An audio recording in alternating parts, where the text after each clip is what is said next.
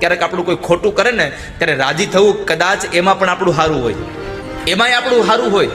આપણી નિંદા કરે તો ક્રોધ કરવાની જરૂર નથી, આપણી નિંદામાં આપણું સારું જ થતું હોય ત્યારે. કારણ કે આ સંસારમાં લોકોને તમારા વિશે બોલતા જરાય અચકાવું નથી.